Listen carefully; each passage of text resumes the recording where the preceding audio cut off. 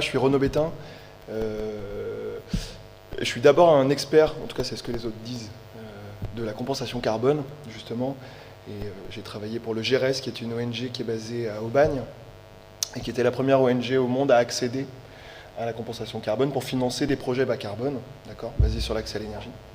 Ensuite, j'ai passé 3 ans chez Carbone 4, qui est le cabinet de conseil de Jean-Marc Jancovici et d'Alain Grandjean, en tant que responsable du pôle neutralité carbone. Et aujourd'hui, je travaille pour SWIP, qui est une jeune entreprise qui développe des solutions de comptabilité carbone en ligne pour les entreprises.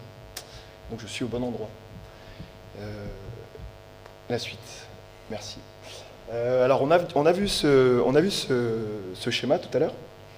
Et je le reprends à mon compte pour vous dire qu'il y a 2 familles de risques auxquels doit faire face une entreprise. Ce sont, et puis d'ailleurs ça a très bien été dit par Brice, la famille des risques physiques, d'accord, c'est l'évolution et les conséquences du changement climatique sur une activité.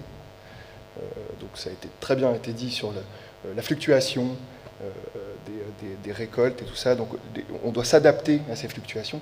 Quand la SNCF fait face à des épisodes Cévenol qui coupent les lignes jusqu'à Perpignan, elle perd des millions d'euros.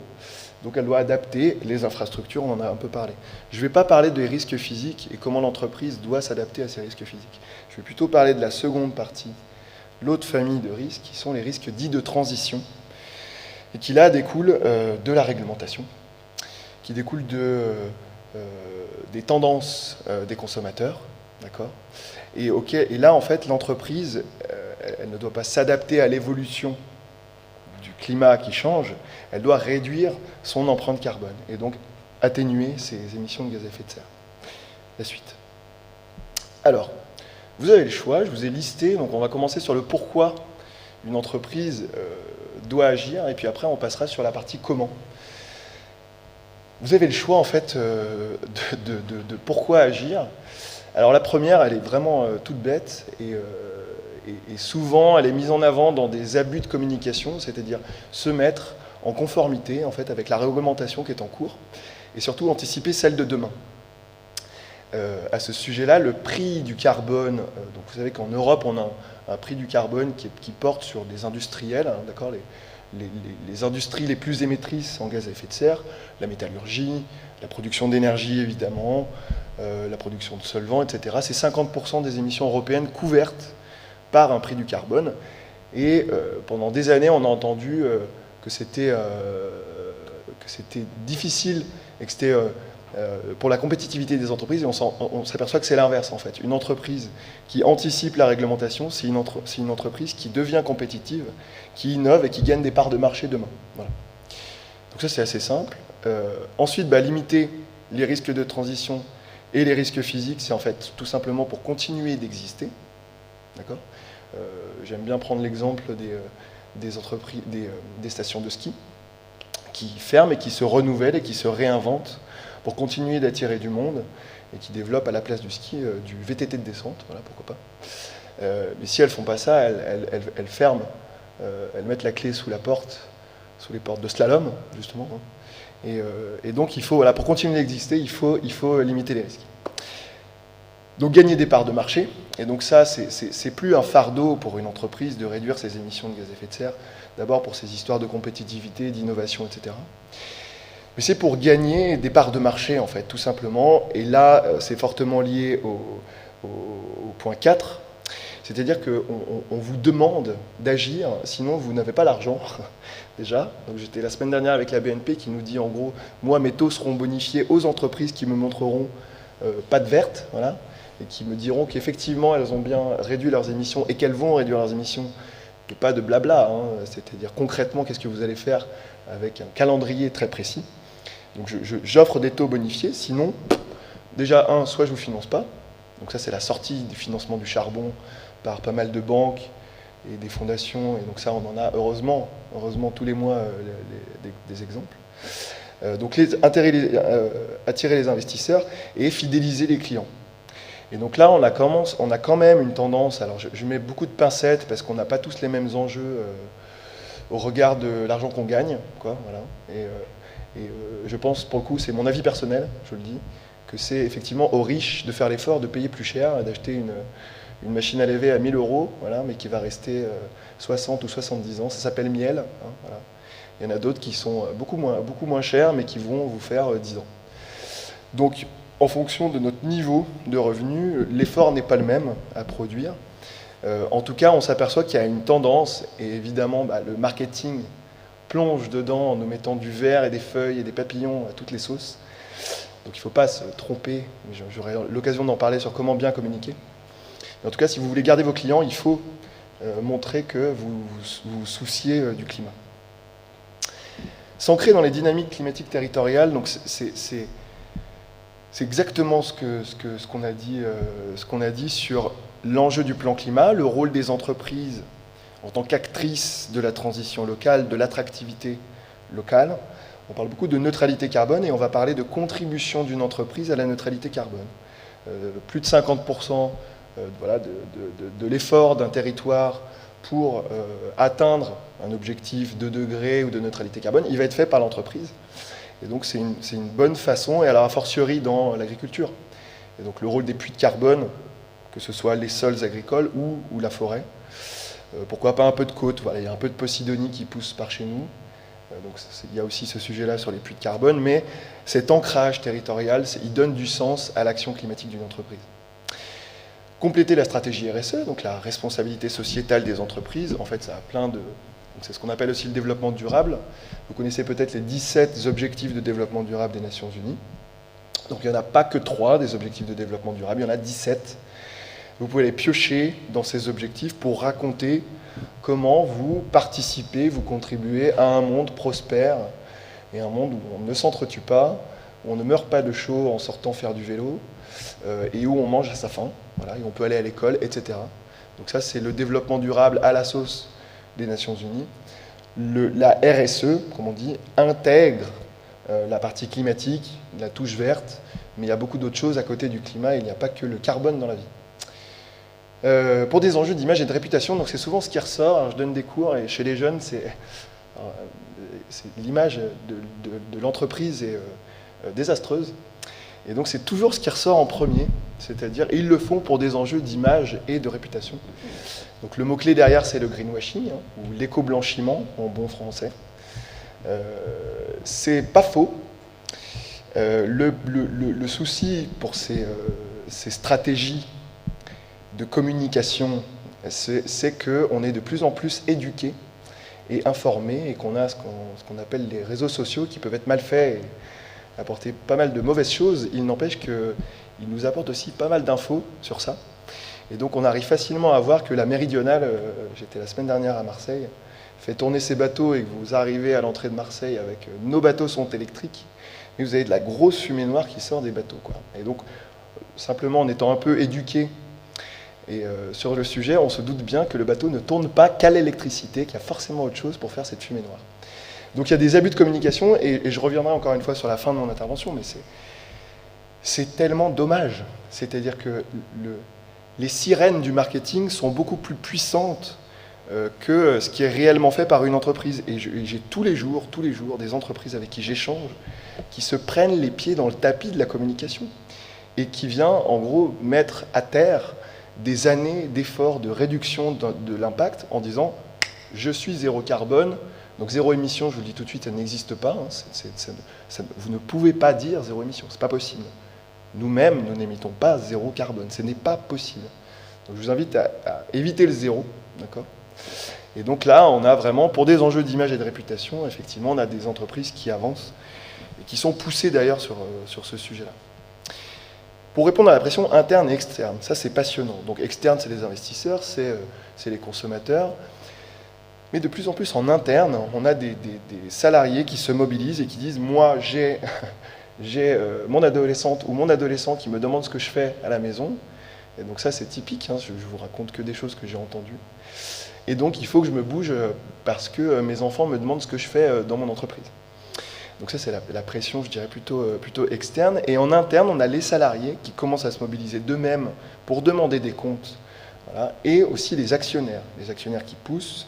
Et donc là, on a un groupe d'activistes qui vient de rentrer au comité d'administration de grands pétroliers.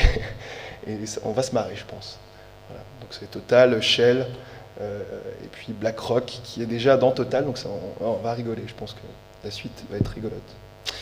Pour attirer les talents, vous voulez être premium et excellence.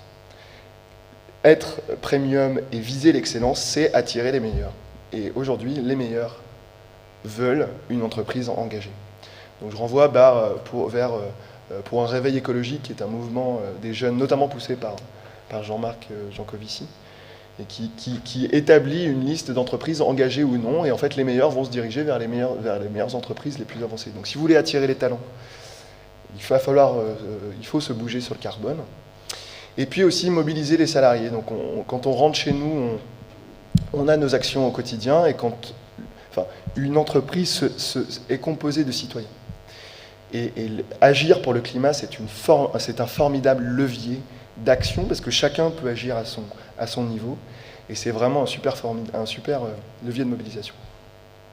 Et puis je ne voulais pas oublier par sensibilité naturelle, parce qu'il y a des gens en fait qui ne font pas ça ni pour les investisseurs, ni pour gagner des parts de marché, ni pour des enjeux d'image, mais parce qu'en fait ça fait partie d'eux, et que ça paraît logique. Et donc ça fait partie aussi de ces questions-là, de ces raisons. Alors une entreprise, elle peut, je reviens sur cette partie adaptation, elle peut devenir résiliente, voilà, d'un côté, et contribuer à la neutralité carbone, d'accord, en mesurant son impact carbone, en définissant des objectifs, en réduisant ses émissions et en contribuant à des projets bas carbone. Donc c'est là où on va rentrer sur le... Je veux bien la suite, s'il vous plaît. On va rentrer dans ce que j'appelle le voyage climat d'une entreprise. Le voyage parce que c'est une transition et que ça ne se fait pas en un claquement de doigts. Il y a une forme de hiérarchie, d'accord ? Il y a des premières étapes. Il n'empêche, je voulais vous le dire tout de suite, la contribution et la communication doivent se faire en même temps que le progrès. La sincérité d'une entreprise, elle existe, en fait, et moi personnellement j'y crois. Une entreprise qui dit j'ai fait un premier pas, et je vais agir, voilà ce que je vais faire, et voilà où j'en suis dans mon voyage vers un alignement de mon entreprise avec le monde que l'on veut, d'accord, avec la neutralité carbone. Il faut communiquer dessus, d'accord. Il faut communiquer sur son progrès et sa volonté d'agir. Et la contribution, le soutien à des projets locaux, il doit se faire aussi aujourd'hui. Donc pendant des années, on a dit non, il faut que je calcule, puis que je réduise, puis que je compense vraiment en tout dernier recours. Moi, je veux casser absolument cette idée-là. On a besoin de fonds aujourd'hui.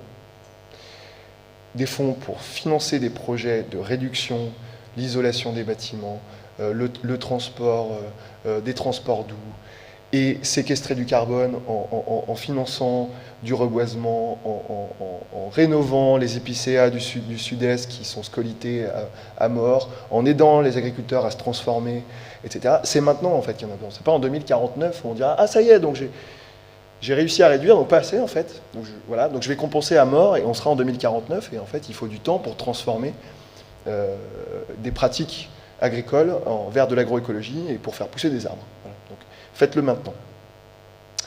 Donc on va passer par toutes ces étapes à partir de maintenant. Et commençons par la mesure du carbone d'une entreprise. Ouais, next. Alors, je vous ai chargé quelques slides, histoire que vous puissiez les relire au calme ce soir ou un peu plus tard, l'année prochaine. Mesurer les carbones d'une entreprise, c'est prendre une photo des émissions de gaz à effet de serre. D'accord ? Donc des émissions de gaz à effet de serre qui sont générées par l'entreprise, soit de façon directe, soit de façon indirecte. L'intérêt, c'est de connaître les enjeux et même sa dépendance aux énergies fossiles. D'accord ? Donc, vous pouvez faire une photo pour mettre dans les toilettes de l'entreprise et l'encadrer, et c'est super, vous aurez une photo à un instant T de vos émissions de gaz à effet de serre, et c'est la toute première étape en fait. Cette photo, elle va jaunir un peu, et l'enjeu, c'est que cette photo du bilan carbone, elle vive, voilà, et que chaque année, on la fasse, voire pour des entreprises un peu plus importantes, chaque mois. On a des entreprises qui chaque mois commencent à mesurer leur carbone pour piloter. Et ce qu'on voit maintenant, c'est qu'on commence à piloter le carbone comme on pilote une stratégie RH dans une entreprise. Et c'est à ça qu'il faut arriver. Il faut que le pilotage des émissions d'une entreprise devienne quasi quotidienne, en fait, et que vous puissiez piloter finement, d'accord ? Donc ça dépend des enjeux. Les ramettes de papier, c'est pas grave. Si vous les mesurez qu'une fois l'an, voire tous les 2 ans, si c'est 0,002% de vos émissions, très franchement, je vais vous dire, on s'en fout. On s'en fout. C'est bien que vous sachiez que vous consommiez 20 ramètres de papier et que l'année prochaine, vous en aurez consommé 18, mais ça ne va rien changer au schmilblick. Vos mails, c'est un peu la même chose. Voilà. Ce qui va compter dans le bilan carbone, c'est de déterminer les grandes poches de vos émissions. Où se situent 50% de vos émissions. Il n'y a peut-être qu'un seul poste où il y a 50% de vos émissions. Et donc, il faut agir sur ce poste-là. Okay, donc, vous avez dans une entreprise des actions, ce que j'appelle des actions totems. Les totems, c'est le café de l'entreprise.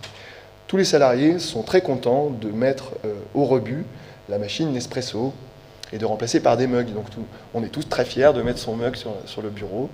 Et on est tous très fiers de dire qui veut un café, je lance le café pour tout le monde plutôt que de chacun mettre sa capsule. C'est super en fait. Ça a un bon impact. C'est bon. Changer, recycler le papier. Oh, je ne jette plus mon papier. Mais c'est super. Vous avez des bacs, etc. Vous avez des entreprises spécialisées pour ça. Et ce sont des actions totem. C'est-à-dire que les salariés se sentent impliqués. Et c'est nécessaire. Et vraiment, il faut faire ça. Je ne dis pas qu'il ne faut pas le faire. Mais par contre, ce n'est pas là où il y aura de l'impact. Là où il y aura de l'impact, c'est sur un début de changement de modèle de l'entreprise. Travailler avec des fournisseurs, changer de fournisseur d'énergie, isoler le bâtiment, mais ça va me coûter une blinde. Bah ouais, ça va coûter une blinde. Ouais, un peu plus cher que le changement du café. Et les salariés seront peut-être moins impliqués. Donc il y a des actions totem, si vous voulez, qui attirent les salariés qui ont envie de se sentir impliqués. Mais il y a des actions qui sont de vrais changements et des investissements. Ça coûte de l'argent. Voilà, il ne faut pas se leurrer. Donc, connaître les enjeux prioritaires et finalement vos grandes masses d'émissions, d'accord ? Donc, vous avez dans votre photo. En clair, qui prend le plus de place dans votre photo, voilà. Mettre en place des plans d'action au regard de l'enjeu. Et donc là, très facilement, je vais en parler, mais il y a un aspect de logique, de cohérence. On n'a pas besoin de sortir de Saint-Cyr pour savoir qu'en switchant d'une chaudière au fioul à de l'électricité bas carbone, y compris celle d'EDF, donc, et ben vous évitez des émissions de CO2. Voilà. On n'a pas besoin de conseils, on n'a pas besoin de payer quelqu'un pour savoir ça. Et communiquer sur sa performance climat auprès de ses clients, c'est tout ce que je vous ai dit avant, c'est-à-dire garder des parts de marché, fidéliser vos clients, attirer les investisseurs, etc. Il y a des incertitudes. Donc le carbone, on le calcule ou on le mesure. Vous le mesurez, je dirais, au cul du camion. D'accord ? Quand vous remplissez votre voiture avec 30 litres d'essence, on sait que quand on brûle l'essence et qu'elle sort de votre pot d'échappement, on sait combien ça émet de CO2. D'accord ? Donc ça, c'est mesuré. Quand vous achetez, quand vous payez 2000 € par mois d'assurance, un peu plus difficile de savoir combien on émet. Donc on a des compositions, si vous voulez, d'impact carbone de l'assureur en question. Donc l'assureur a fait son bilan carbone, et puis en fonction des euros qu'il a de chiffre d'affaires, si vous voulez, il renvoie ses émissions de CO2 par euro. Ça, on appelle ça des facteurs d'émission. Donc en clair, pour mesurer, donc je veux bien la suite, s'il vous plaît. Je vais y venir. Pour mesurer des émissions de CO2, en gros, vous prenez la donnée d'activité, des euros, des kilowattheures, des ramètres de papier, si vous voulez, ou des kilos de café, et vous multipliez ça par du carbone, donc des grammes de CO2 par kilowattheure, des grammes de CO2 par kilomètre parcouru, des grammes de CO2 par kilo de soja acheté, par intrants chimiques achetés, etc. D'accord ? Donc il y a une incertitude sur ces chiffres-là. Okay ? Il y a très peu d'incertitude sur la mesure du carbone au pot d'échappement de la voiture, mais vous avez une incertitude sur les euros de service que vous achetez chez AXA. D'accord ? C'est pas parce qu'il y a une incertitude qu'il ne faut pas agir. Mais tout ça pour vous dire que le bilan carbone, ça ne sert à rien d'aller 2 chiffres derrière la virgule, on s'en fout. Mais royalement. On veut connaître les grandes masses. D'accord ? Et les tonnes de CO2, qui émet quoi ? C'est ça qui compte.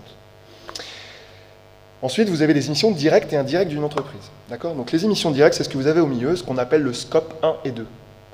Le scope 1, ce sont la production de chaleur de l'entreprise. Si vous avez une chaudière chez vous, ça rentre dans le scope 1. Si vous avez une flotte d'automobiles qui vous appartient, vous prenez ces émissions-là, ça rentre dans les émissions directes. D'accord ? Si vous avez des gros frigos avec des fuites de gaz frigorigène, c'est pour le scope 1. Donc le rôle de Métro, par exemple, Métro, c'est de faire la chasse à son enjeu à Métro, c'est de faire la chasse à ces fuites de gaz frigorigène. Pour le coup, les ramettes de papier, vraiment, c'est... donc, le pire, c'est quand il vient en disant ouais, alors moi, mes ramettes de papier, ils ne disent pas ça, hein, je tiens à le dire tout de suite. Moi, mes ramettes de papier, je fais attention. Je dis, mais on s'en fout. Et sur vos fuites de gaz frigorigène, qu'est-ce que vous faites? Scope 1. Scope 2, ce sont des émissions indirectes, mais qu'on considère comme étant directes parce que c'est vous qui choisissez votre fournisseur d'électricité. Le scope 2, c'est votre consommation d'électricité. Elle est produite par quelqu'un d'autre, un EDF, d'accord, ou quelqu'un d'autre, et vous achetez cette électricité. Quelque part, elle est directe parce que c'est vous qui choisissez comment vous voulez vous fournir en électricité. Est-ce que vous voulez être autonome en mettant du photovoltaïque sur votre toit, ou est-ce que vous voulez continuer à vous plugger, à vous brancher sur la prise, et c'est EDF qui vous alimente. Okay. Un petit mot là-dessus, le kilowattheure d'EDF, c'est 12 grammes de CO2 par kilowattheure. Si vous mettez une éolienne dans votre jardin et que vous êtes autonome, vous allez émettre 11 grammes de CO2 par kilowattheure. EDF, je vous le dis tout de suite, c'est cycle de vie d'une centrale nucléaire compris. Tout est compris. Analyse de cycle de vie, c'est l'intégralité, et donc pareil pour l'éolienne. Donc en France, on est bien servi sur les kilowattheures d'EDF, d'accord. Ça ne sert pas à grand-chose de mettre des panneaux photovoltaïques sur son toit. Vous allez être autonome en énergie, etc., mais en termes de carbone, vous allez éviter que dalle, d'accord. Par contre, faites ça en Pologne, et là, c'est bingo. Là, il faut faire ça en Pologne, ça c'est sûr. Donc ça, c'est votre scope 1 et 2, c'est des émissions directes. Tout le reste, c'est ce qu'on appelle le fameux scope 3. Le scope 3, c'est tout votre fret, toute votre logistique, le déplacement professionnel, le déplacement de vos salariés, l'utilisation de vos produits. Quand Airbus fait un avion et qu'il le vend à Air France, ça rentre dans son scope 3. La fin de vie de vos produits. Tout ça, ce sont vos émissions indirectes. D'accord ? Et ce scope 3, c'est le cœur du réacteur. C'est là où il faut agir principalement. Le scope 1 et 2, ça va être assez facile. D'accord ? Agir. Transformer une flotte automobile par une flotte moins émettrice en gaz à effet de serre, switcher du gaz ou du fuel vers de l'électricité, des choses. C'est assez simple à faire. C'est le scope 3 le problème. Parce que vous rentrez dans le changement de modèle, dans le changement un mix de produits différemment, vous allez choisir des fournisseurs, de la logistique différente, un bateau à voile. Et ça, c'est compliqué parce que vous commencez à prendre le téléphone et à décrocher en disant bon, alors qu'est-ce qu'on fait? Vous émettez ça, mais moi je dois réduire mes émissions et vos émissions sont les miennes. Le scope 3, c'est une responsabilité partagée. Le scope 3, votre scope 3, c'est les émissions directes d'autres entreprises sur votre chaîne de valeur. Donc comment agir pour le changement climatique pour une entreprise? Dialoguer. Dialoguer, et le cluster, c'est un super endroit pour faire ça. Vous êtes obligé de dialoguer si vous voulez réduire vos émissions indirectes. Décrochez le téléphone, et voilà. Et on commence à voir ça aujourd'hui, c'est-à-dire des Schneider Electric, des gens aux US avec qui on travaille, des Saint-Gobain. Eux, ils ont des milliers de partenaires. Givaudan, qui fait des parfums, ils ont 6000 fournisseurs. Son rôle, c'est d'embarquer ces 6000 fournisseurs. Parce que c'est les émissions de ces fournisseurs qui sont les leurs. D'accord ? Donc c'est ça l'enjeu. Et c'est là où vraiment vous pouvez agir. Suivante, c'est un peu la même chose. La slide suivante, c'est la même représentation avec le scope 1, 2 et le 3. Toutes les entreprises à peu près, sauf les producteurs d'énergie, c'est 10%. 10% des émissions de l'empreinte carbone, c'est le scope 1 et 2. 90%, c'est le scope 3. Tout le temps. Donc quand vous avez Velux, vous connaissez Velux, qui vous dit non, mais moi je vais être neutre en carbone, voire même historique, je vais même absorber le carbone que j'ai émis depuis ma création en 1931. Donc, tout le monde dit mais c'est super, ils sont exceptionnels. Et puis quand vous discutez avec eux, parce que je suis allé les chamailler un petit peu sur Twitter en disant c'est quoi cette histoire, est-ce qu'on peut discuter? Ils vous expliquent que la production de verre et du bois de leurs fenêtres n'est pas comptabilisée dans l'empreinte carbone dont il parle. C'est ça la but de communication. Et c'est là où c'est hyper dommage. Velux m'a expliqué pendant 1h30 tout ce qu'il faisait. Et ils font vraiment les choses bien. Vraiment. Depuis le début. Mais ils se prennent les pieds dans le tapis en disant ouais, non, mais nous, on va être historiquement neutre en carbone. On va même être carbone positif. Ah bon, vous allez faire plus de bien que de mal. Ouais, mais on ne comptabilise pas le verre et puis le bois de notre fenêtre. D'accord. Okay. Donc, faites gaffe à ça. Et ce scope 3, c'est vraiment l'enjeu numéro 1. Donc, pour mesurer le carbone, hein, c'est facile de mesurer le 1 et 2. Le 3, ça devient un peu plus délicat à mesurer. Et puis surtout, il faut collecter la donnée. Donc, je veux bien la suite, s'il vous plaît. Donc, c'est ça, le bilan carbone, c'est vraiment un périmètre. D'accord. Donc, l'énergie, les services, les transports, etc. Donc des grandes zones d'activité, le changement d'usage des sols, l'agriculture. Très franchement, c'est pareil, ça c'est assez logique. Vous en avez 3-4 postes, ça va être 80% de vos émissions. À la rigueur, si c'est compliqué pour mesurer les 10% restants, vous faites x 1,2, puis ça suffit en fait. Voilà. C'est ça, encore une fois, la virgule, on s'en fout. Donc votre périmètre, transport et compagnie, vous prenez les données d'activité, donc les kilowattheures consommés, des mètres cubes de gaz, sur le transport, les transports en kilomètres par vos salariés, en kilomètres de voiture ou en kilomètres de train, et vous multipliez ça par des facteurs d'émission, donc les fameux grammes de CO2 par kilomètre parcouru en avion, en train, en voiture, en hybride ou en 100% électrique, etc. Et vous avez votre carbone. D'accord. Ces facteurs d'émission, ils sont disponibles en ligne. On a une des meilleures bases de facteurs d'émission au monde, c'est l'ADEME qui pilote ça. Et, donc, vous avez accès à ces facteurs d'émission. Il faut s'y retrouver quand même. Il existe le facteur d'émission du gratin de chou-fleur, par exemple. Voilà, donc, faut s'y retrouver.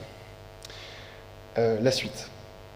Donc voilà, c'est un exemple. Hein. Du coup, votre parc immobilier, le périmètre, vos données d'activité, des mètres carrés d'usine, voilà, par exemple, ou des kilomètres parcourus, votre facteur d'émission, donc ça c'est les bons à peu près, et les émissions de gaz à effet de serre correspondantes. La suite. Alors, il se passe un truc en ce moment, c'est que jusque-là, pour faire un bilan carbone, vous avez ça. Un tableur Excel. Avec plein de lignes. Alors là, il y a un peu de couleur, c'est cool, mais des fois, ils sont encore un peu plus rustres que ça. Donc, votre cabinet de conseil qui vous fait votre bilan carbone, ou vous en interne, vous pouvez être formé vous-même à faire un bilan carbone, on va vous donner l'outil bilan carbone qui est en fait un tableau Excel.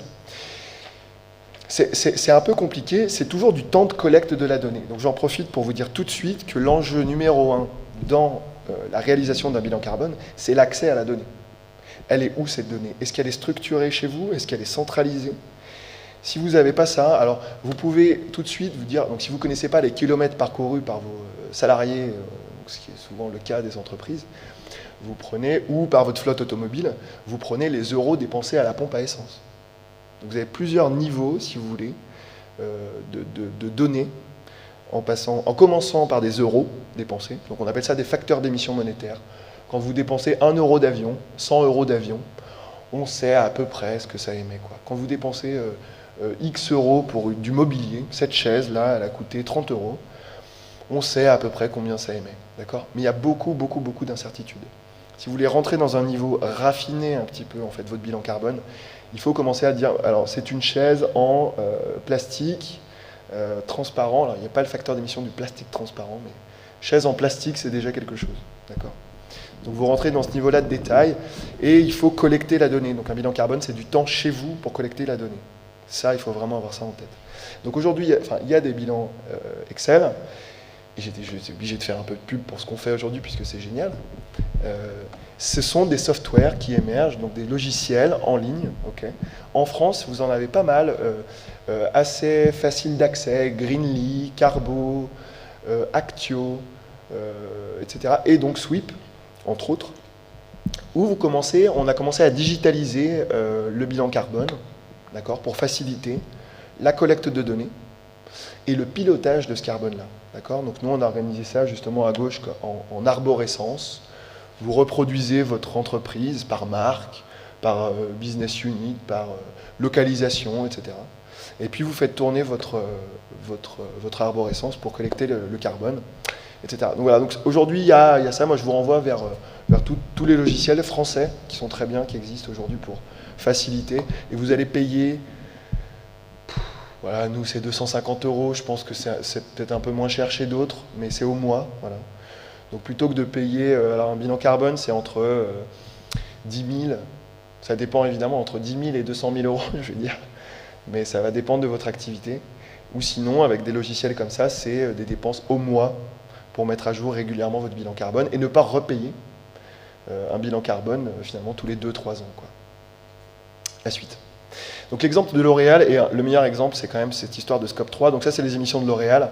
Donc 98,5% des émissions de L'Oréal, c'est le Scope 3. D'accord ? Et 40% des émissions de l'empreinte carbone de L'Oréal, c'est l'utilisation des produits vendus. À votre avis, d'où ça vient ? Pourquoi l'utilisation des produits ? À votre avis, d'où viennent ces émissions chez L'Oréal ? Non, le packaging, on le retrouve ailleurs. Donc ils ont fait des efforts sur l'emballage, plutôt bon sur le packaging. Ils ont réduit, ils ont été plutôt bons là-dessus, ils ont réduit. C'est l'eau chaude des cheveux. Donc je suis très mal placé pour en parler, mais l'eau chaude des coiffeurs qui utilisent les shampoings L'Oréal, en fait. Vous comprenez bien que L'Oréal n'a pas la main sur l'eau chaude des coiffeurs. Mustela, donc les laboratoires Expansion, qui sont un acteur français, ils font le lait Mustela, donc pour nettoyer les fesses des bébés. 30% de leur impact, c'est l'eau chaude pour se nettoyer les mains après, voilà, et le coton utilisé, parce que leur produit va avec du coton. Ils n'ont pas la main sur le coton, c'est pas le job des laboratoires Expansion, et c'est pas le job de L'Oréal d'aller voir tous les coiffeurs de la planète pour leur dire, alors utilisez moins. Par contre, leur job à L'Oréal, c'est de faire de la R&D et d'investir massivement sur la formule du shampoing pour faciliter, augmenter sa rinçabilité. Donc ils ont mis des millions d'euros pour limiter l'utilisation d'eau pour se rincer les cheveux. Et quand vous évitez 1 litre d'eau par shampoing à l'échelle de L'Oréal, ça commence à faire pas mal d'émissions de CO2. Évitez. Par contre, le reste, ils n'ont pas la main. Donc dans votre scope 3, en fait, dans vos émissions indirectes, j'aime bien dire qu'il y a ce sur quoi vous avez la main, en fait. Encore une fois, c'est à vous de décider que certains de vos salariés vont rester chez eux en télétravail. C'est vous. Ça fait partie de votre scope 3, mais c'est à vous de décider que vos salariés feront ça. Mais vous n'avez pas la main sur l'eau chaude consommée par les coiffeurs. Voilà. Donc vous avez à l'intérieur, et donc il ne faut pas se tromper de combat, quoi. Vous avez l'empreinte carbone sur ces émissions partagées avec d'autres. Vous en avez où vous êtes acteur quand même de ce changement et il faut le faire. Et d'autres où finalement il faut commencer à travailler avec votre chaîne de valeur. Et c'est là où ça devient hyper intéressant. Et je prends l'exemple d'un équipementier automobile, Faurecia, je vais les citer parce qu'ils font les choses bien. On s'est retrouvé avec des membres du COMEX, du comité exécutif. Quand ils ont compris ce sujet-là, ils ont dit « Ok, donc nous on a compris que pour réduire nos émissions, on va réduire le poids de nos équipements. Ça aura pour conséquence que la voiture, la Volkswagen qu'on va équiper, elle va moins consommer d'essence. Donc Volkswagen, merci Faurecia. Donc vous devenez un acteur. Et là on commence à parler d'émissions réduites chez les autres, grâce à vous. Et donc ça vous pouvez communiquer dessus à fond, à fond. Et deuxièmement, ils ont dit, alors de l'autre côté, moi j'ai un problème donc si j'ai bien compris, il me faut une source de plastique recyclée en fait. Donc il me faut de l'économie circulaire là-bas où je me source. Il n'y en a pas en fait. Donc je vais investir 20% de mon investissement de développement, ça se compte en dizaines de millions d'euros, chaque année dans la filière de plastique recyclé. Ce n'est pas le job de Faurecia, c'est dans sa chaîne de valeur en fait. Mais ces émissions dépendent de la disponibilité de cette ressource en plastique recyclé. Donc eux, ils ont tout compris en fait. Ce qu'on demande, c'est pas de planter des arbres. C'est très bien de planter des arbres, c'est super, faites-le. Ce qu'on demande, c'est de l'investissement là où ça compte. Donc, pour investir au bon endroit, il faut comprendre. Donc effectivement, là, moi je pense qu'il y a une étape qui est indispensable, c'est un peu ce que je fais là. C'est des interventions, et c'est là où je pense que les cabinets de conseil ont un rôle à jouer. Il faut former vos équipes. Jean-Marc, il a dit ça de but en blanc, Jean-Marc Jancovici, au CIO d'Engie, de Saint-Gobain, d'EDF, en disant mais arrêtez de nous prendre pour des patates. C'est-à-dire, si vous n'êtes pas au courant de comment ça marche, comment voulez-vous être sérieux en fait ? Formez vos salariés Et formez-vous à ces enjeux-là pour comprendre qu'il faut investir là et pas acheter des arbres et peindre ces produits en verre. La suite. Je passe. Merci. Donc vous avez votre image, vous avez votre photo, vous allez fixer des objectifs de réduction d'émissions. Je vais vous donner l'équation de la neutralité carbone mondiale. C'est hyper simple. On émet 60 gigatonnes d'émissions de gaz à effet de serre, tout gaz confondu, CO2, mais du méthane, du protoxyde d'azote, des gaz industriels qu'on retrouve dans nos clims, etc. 60 gigatonnes. Vous pouvez enlever 10 gigatonnes qui sont des gaz qu'on ne peut pas absorber. Le N2O, le méthane, les HFC, les hydrofluorocarbures, on ne sait pas les capter. Il faut les réduire. D'accord ? Donc ça, le sujet sur ces 10 gigatonnes, il sait qu'il faut les réduire. Il nous reste 50 gigatonnes. OK ? Vous en avez 35 qui viennent de la combustion d'énergie fossile. Gaz, charbon, pétrole.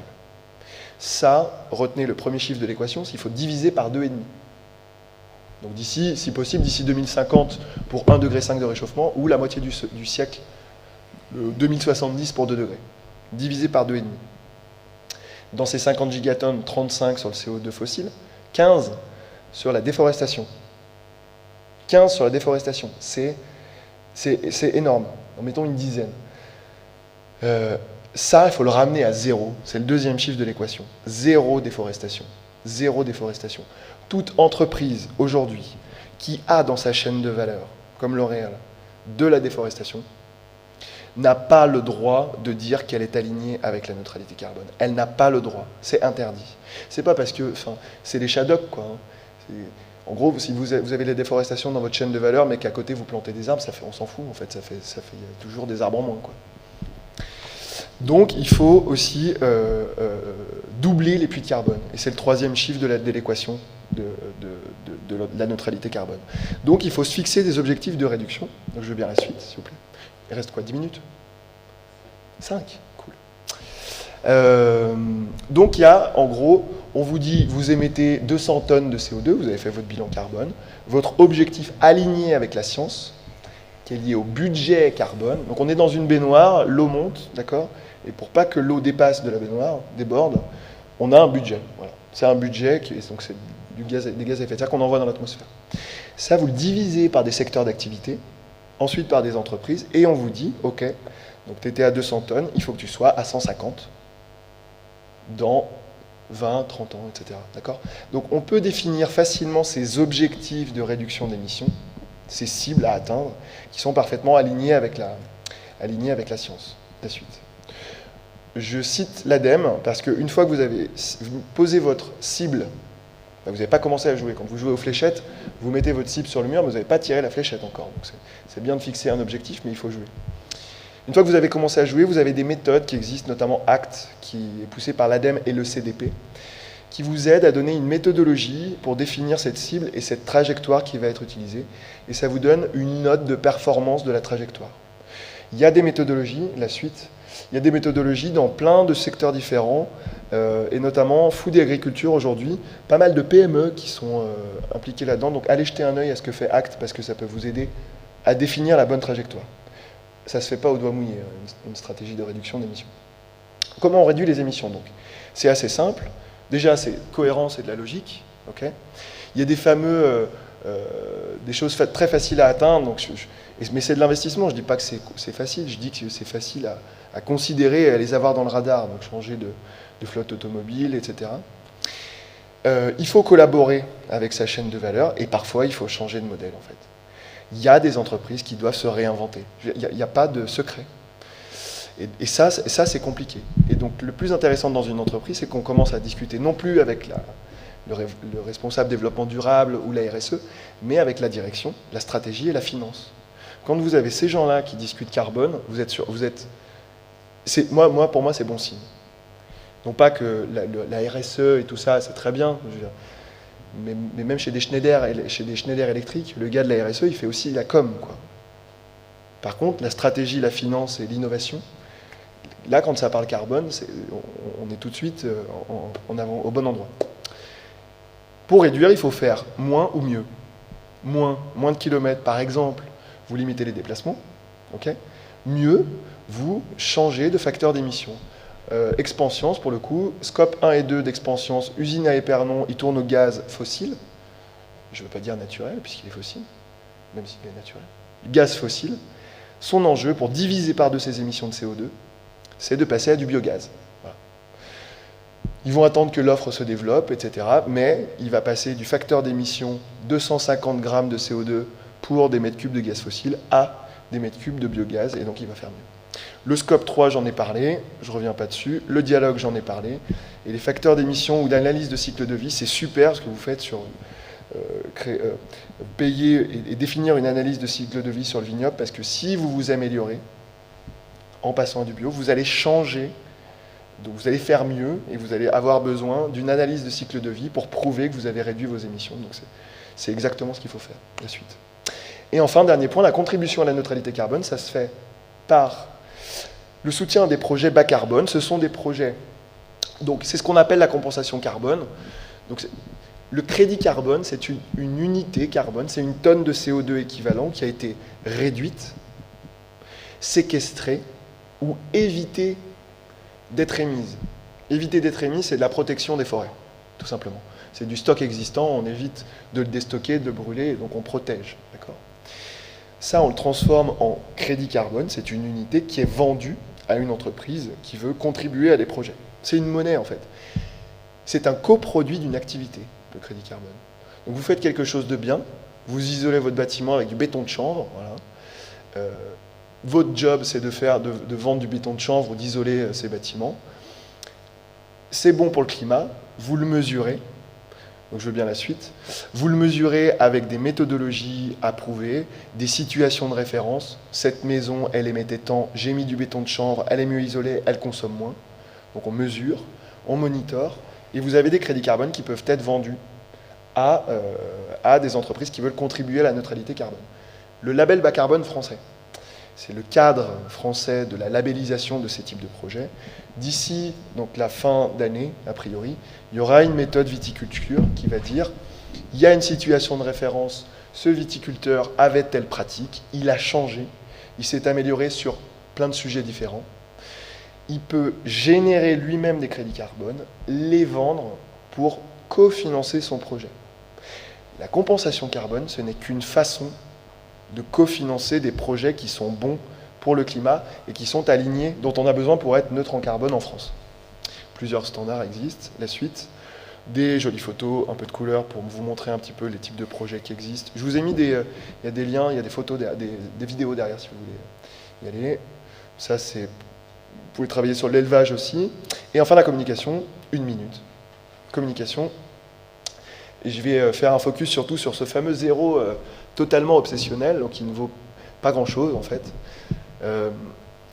Tout le monde veut être neutre en carbone, ou climate positive, ou carbone positive, ou tout ce que vous voulez. En fait, tout existe. Voilà, donc le marketing a très bien travaillé. Il y a plein de coalitions qui existent dans le monde entier sur ce zéro, ces zéros, etc. La suite. Donc toutes ces boîtes-là vont et veulent être neutres à un moment ou à un autre. Le problème, c'est l'utilisation de la compensation abusive. D'accord ? Ces crédits carbone-là, ils ne se soustraient pas de vos propres émissions. Si vous émettez 200 tonnes et que vous achetez 200 crédits carbone, ça ne fait pas zéro en fait. Si vous êtes un serial killer, vous tuez une personne par semaine, mais que vous avez plein d'enfants aussi, ça n'annule pas les morts que vous faites. Vous buvez une bouteille de vodka chaque semaine, et si vous mettez plus de jus d'orange dedans, vous boirez toujours une bouteille de vodka par semaine. Ça ne changera rien à l'affaire. En revanche, il est nécessaire de soutenir ces projets-là. Donc ce qu'on a proposé, c'est la fin, donc je veux bien la suite. Alors le meilleur exemple, c'est ces entreprises-là qui veulent être neutres et zéro émission là. Je vous rappelle que la science, le climat, c'est la science. Hein. Enfin, merci Philippe, mais le climat, c'est la science. C'est pas du marketing. Donc la science dit qu'il faut laisser 70% des réserves connues sous terre. Est-ce que vous avez un de ceux-là hein?